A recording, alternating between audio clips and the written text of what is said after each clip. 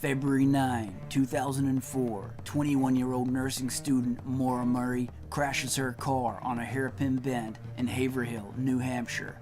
She has not been seen or heard from since that night.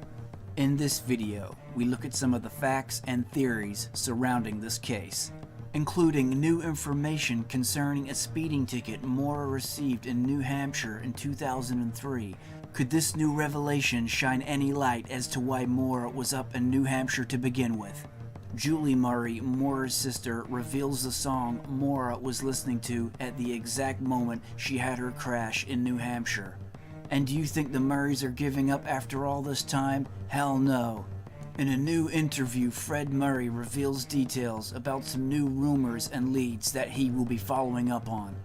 All that and much more on this episode of the Maura Murray case, Facts and Theories. So, in the previous few months, new information has surfaced about a speeding ticket that Maura received.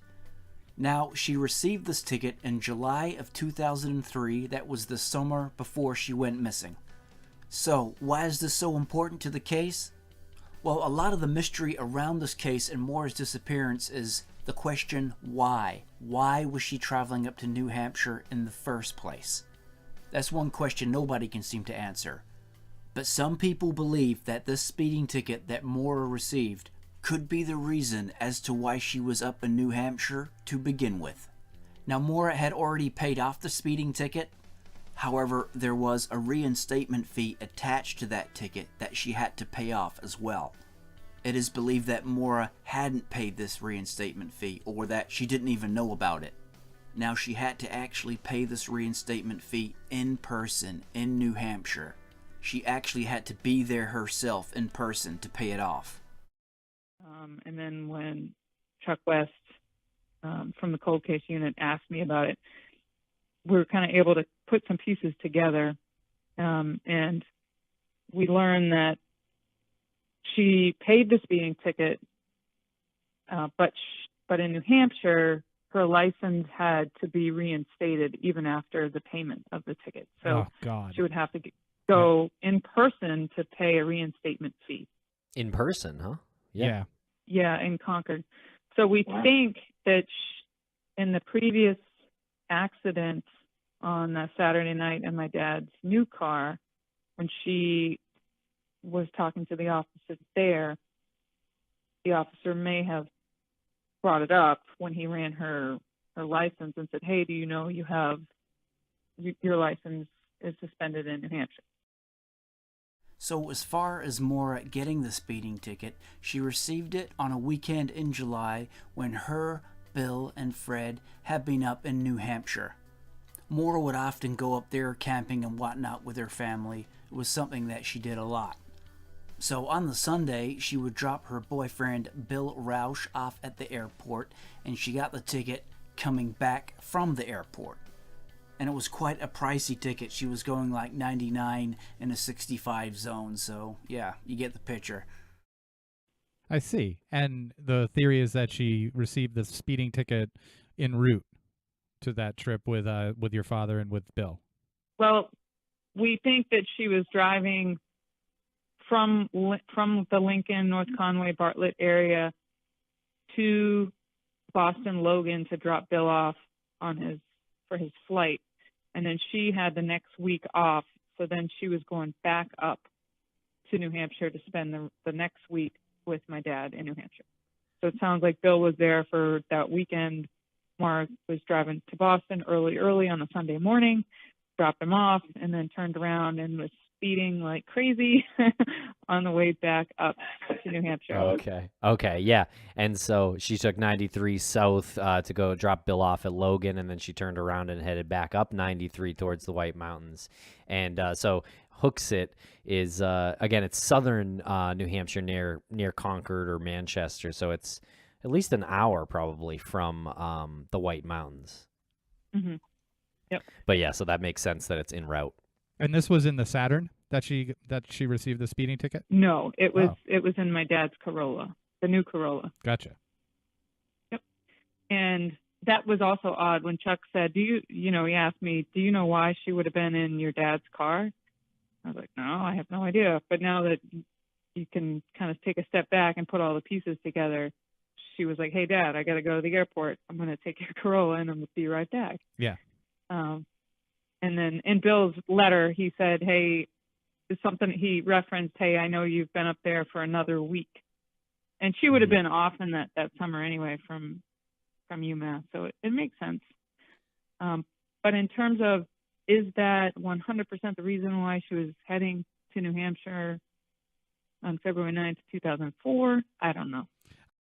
Now, a quick bit of history on this. Most of you who follow this case will know that Fred Murray, Maura's father, had come up to UMass that weekend, the weekend right before she went missing, to help her buy a new car. Julie Murray, Maura's sister, did an interview at the beginning of 2020 on the True Crime Garage podcast. And on that interview, she stated Fred and Maura visited at least 2 car lots that day. At the first place, they found a pretty nice $4,000 car. And then they went to a second place and they found an even nicer $6,000 car for Maura. And that is the one that Fred wanted to get for his daughter. Now, Fred Murray was carrying around a lot of cash with him this day, around $4,000. And people have always thought of this as suspicious. However, Julie Murray cleared this issue up, stating that this is what her father does. He deals in cash. That's what he does. And as she stated, with used car salesmen, cash is king. That's why he did it. Julie further states that her dad, Fred, he always deals in cash with everything. He always has cash on him. So the bottom line here was that Fred wanted to get the more expensive car for Maura, the $6,000 car, but he didn't have that extra $2,000. So what was going to happen is they were going to come back the next weekend, the following weekend, and they were going to get the car for Maura then, the $6,000 one. Now, a major part of why time was of the essence for Maura to get herself a new vehicle was that the nursing program she was in required her to have reliable transport, as there was traveling involved with clinicals, traveling to various hospitals and stuff like that, on clinical rotations. That was part of her nursing program. And the Saturn that she had was just a total piece of crap. As described by Julie Murray on the podcast, she said it was like a 2 out of 10. It was missing a cylinder. Basically, the car was falling apart. So Maura needed the new car now, and they were going to get it the following weekend. So with Maura only 1 week away from getting her new car, it is believed that she possibly went up to New Hampshire to pay the reinstatement fee, so she was back and fully licensed to drive again. And it isn't something you could just send or post or something like that. You had to actually be there in person to pay it off. So the thought now is that is a possibility of why she was up in New Hampshire on that Monday night. She was going to pay off that reinstatement fee. She'd be getting her new car in just a few days' time that weekend. And so she'd be all licensed up again with her new car, able to drive up to New Hampshire anytime she wanted to. So I'm really 50-50 on this whole deal. I'm not 100% convinced that that is the whole reason why she went up to New Hampshire on that Monday night. There had been a couple of issues going on in her life. She had the phone call from her sister who just gotten out of rehab and was back drinking again and stuff like that. She seemed pretty distraught over that. Supposedly problems with her boyfriend Bill, getting into a car accident on that Sunday morning just the day before she went missing, so there was some stuff going on. So just totally speculation here. Maybe she was going up to New Hampshire, up to that part of the world, just to get away for a few days, clear her head or whatever. She did have a bit of alcohol with her, so was she with someone else? Was she going to a party? More speculation, we don't know. So maybe she was just going up to get away for a couple of days, and by all means, very possible that she had it on her mind to pay off that reinstatement fee and get all licensed up again, and she was all ready to go. Very possible that that was one of the reasons why she went up there. But was that the sole reason why she went up there? The only reason? That's just speculation. I don't think you can say that for sure. And the reasons I say that are that's like a real long drive and a beat up piece of crap car that's just about to break down. I mean, why would you travel any long distance at all in that car that's missing the cylinder, it's about to break down on you. Traveling any long distance in the Saturn in that car, just not a sensible thing to do, no matter what you're going up there for, really. That car just wasn't going to handle a long trip. So she did take a real risk driving that Saturn up there all that way. So what could be so important for her to have to take the risk of driving that crappy car all that way up there? What was it that she really needed to be there for? Maybe she just thought, oh, the car will be fine, maybe it'll handle the trip, should be able to get there and back. We just don't know. And sure, paying off the reinstatement fee, no doubt about it. She had that accident on that early Sunday morning, the day before. So as alluded to by Julie Murray before in her interview, she was possibly reminded by the police officer at that time about the reinstatement fee, so it was fresh on her mind. So sure, that could have been one of the reasons why she was going up there, to pay that off. But my thing on this is, why wouldn't she just wait the 1 week? Her father was coming back the following weekend. They were going to get the good quality $6,000 car. So why wouldn't she just wait that extra week and drive that good car up there? Her new $6,000 car. Why wouldn't she just wait and drive that up to New Hampshire? It was only a few more days. Instead of driving that Saturn up there. It's almost like there's just some reason that she just had to get away, like she really had to, right then, right there. I mean, why wouldn't you just wait the extra few days, get the good quality car, drive up to New Hampshire, pay off the reinstatement fee, all good. Much safer in your new car, right? Now, there is a caveat to all this. Maura still was licensed to drive in Massachusetts. Her license was only suspended in New Hampshire because that's where she got the ticket, and it is thought she hadn't paid the reinstatement fee. But she was fine to drive around Massachusetts. Her license was not suspended there. Her license was only suspended in New Hampshire.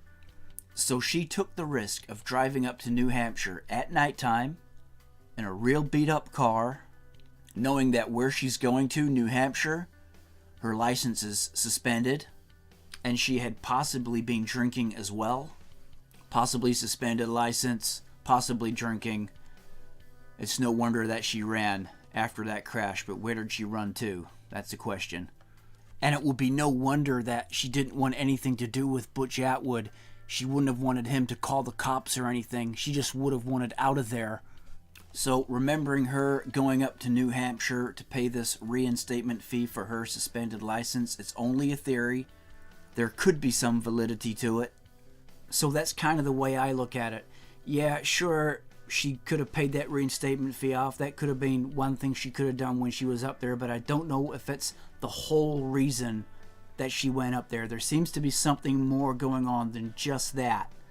And that, my friends, is the million-dollar question.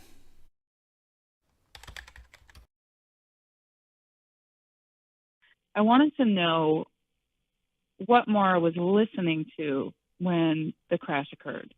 And so Maura had an external CD player. And in that CD player was this band that, I hate to say it, that I didn't know about before, called the New Radicals. Have you guys heard of the New Radicals? Great band. Yes. You have? Mhm. Yeah. Yeah. Yeah, they had that one big song, yeah. Yeah, I guess I'm in the minority here. But anyway, I wanted to get kind of a feel for what her frame of mind was while she's driving down, because, you know, I don't have much left. And so I felt like, for me, I wanted to get in her mind and see where she was while she's driving down 112. And she's listening to this New Radical song called Get What You Give. And so I've known about this for quite some time. I haven't ever shared it because it is something personal. And there's not much that, like I said, that I have left that is personal that I can have or that my family can have and the public can't tear apart. So the song that Julie Murray is talking about there is You Get What You Give. It was released in 1998 by the band New Radicals. The song is from their album Maybe You've Been Brainwashed Too. It was an international hit, reaching #1 in Canada and New Zealand. just a huge song for the band. It's a cool, catchy song. I'll put the link below if you want to check it out. But by all accounts, this was the song that Maura was listening to when she had her crash. And as she says there, she requested this information. She wanted to know what kind of mindset Maura was in, what she was listening to at the time she had her crash. So it's kind of an interesting wee piece of information. Julie stated, "If you listen to this song, it's really upbeat. It's kind of just like a carefree, happy song. And it brings me to tears every time I listen to it. And I just wanted to share that with everyone because it kind of puts you in the car with Maura." So something real personal from Julie there, as you can understand, that she has shared with everyone. Now, many people will know the song, of course. It was a big worldwide smash hit. So if we look at some of the lyrics here, "Frenemies, who when you're down ain't your friend. Every night we smash their Mercedes-Benz. First we run and then we laugh till we cry. 4 a.m. we ran a miracle mile. We're flat broke, but hey, we do it in style. The bad rich, God's flying in for your trial. But when the night is falling, you cannot find the light. You feel your dreams are dying. Hold tight. You've got the music in you. Don't let go. You've got the music in you. One dance left. This world is gonna pull through. Don't give up. You've got a reason to live. Can't forget, we only get what we give." So it's a real upbeat song. There's some real meaning in the lyrics too. And just one of those big hit songs that most people like and most people will know. And as Julie Murray says there, it just kind of puts you right there in the car with Maura at that time. So a pretty cool piece of information that she shared there.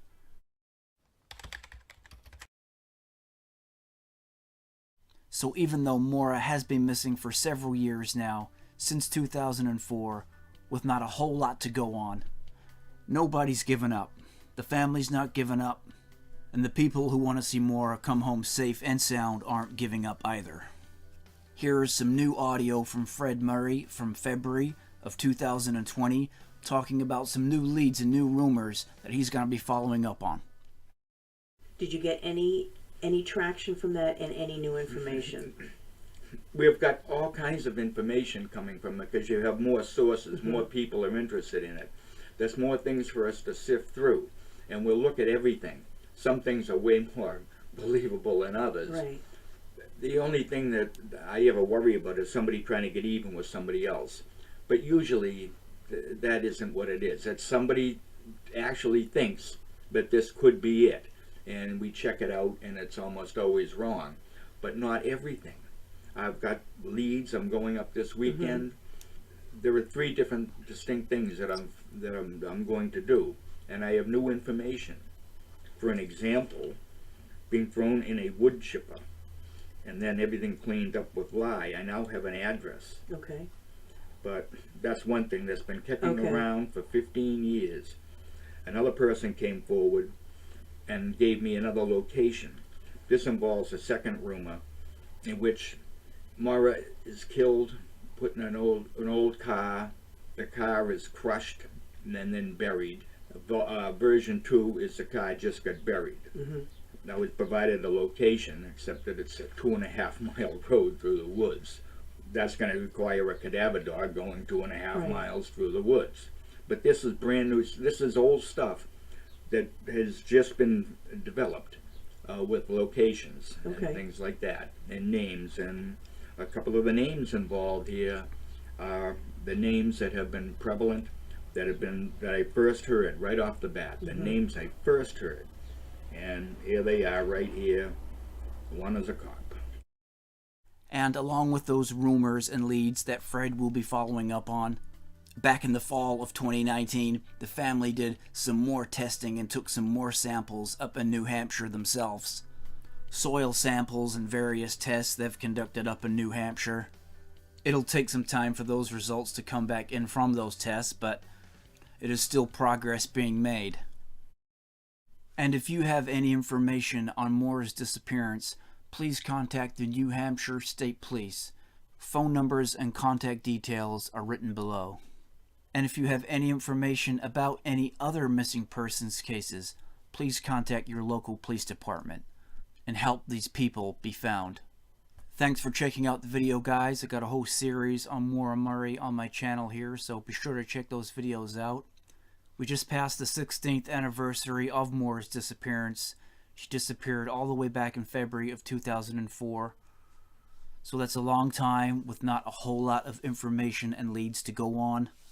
However, the Murray family and those involved in the case are always striving to find some more information and some new leads that will help to find Maura.